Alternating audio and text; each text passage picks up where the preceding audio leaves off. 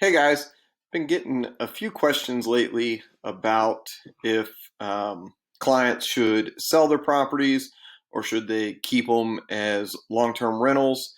And just like everything, it really depends. Depends on a lot of factors that go into it.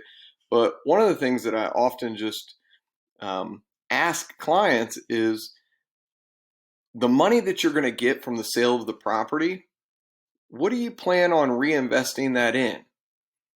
And if you've got a plan to reinvest it, what are you going to be able to get as a rate of return?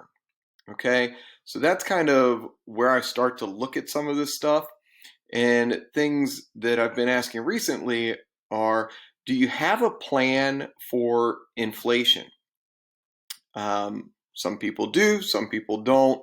Um, look into that. Look into the research on what are good assets to own during high inflation periods in America. Um, and then, obviously, does it make sense financially to sell a property versus keeping a property as a long-term rental? Sometimes people are upside down a little bit on the monthly payments, or maybe um, what the maintenance costs are on the property. So they're just looking to unload the property because they think that it's a bad asset or a bad investment because they're having to come out of pocket cash, either on a monthly basis or once a year or when the property turns, so on and so forth. That's not necessarily making a property a bad investment. So one of the other things that a lot of our clients, they bought homes not with the intention on renting them. So oftentimes they're either using conventional loans, 5% down, and in some cases using VA loans where they put no money down. And then they turn these properties into rentals when they move out of the area.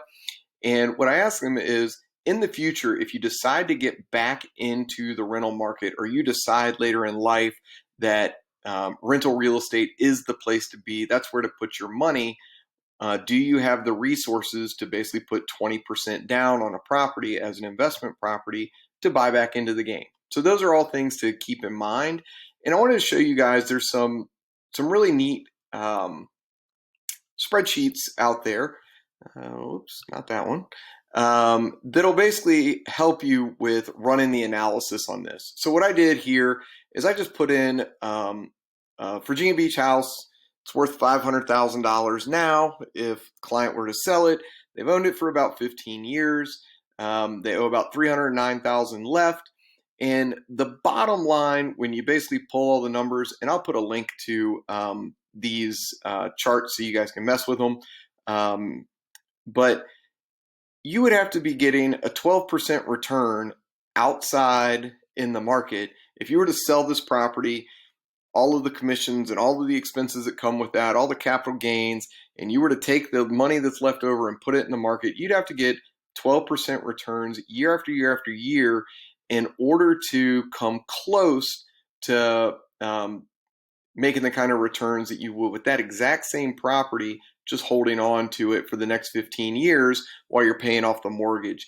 And then you end up sitting on, basically a $40,000 a year passive income check that's coming to you. So again, there's a couple of spreadsheets I'll put a link to here, but I run the analysis on the same scenario, two different spreadsheets, and it basically comes up to the same thing here. So different people run this stuff a little bit differently, but you can see here, you run all the same numbers, all the same cost, and it's basically saying on this one, you basically need 7 to 8%, maybe 9% return outside of the real estate in order to get the same benefits you would if you just held on to the property. So, I like to look at things and analyze them and just make sure it makes sense. Not everything makes sense, but I'll put a link to these in the description so you guys can check it out, do your own homework, and just make sure that you have answers to the questions. And sometimes just know that selling a property is pretty expensive. So take care.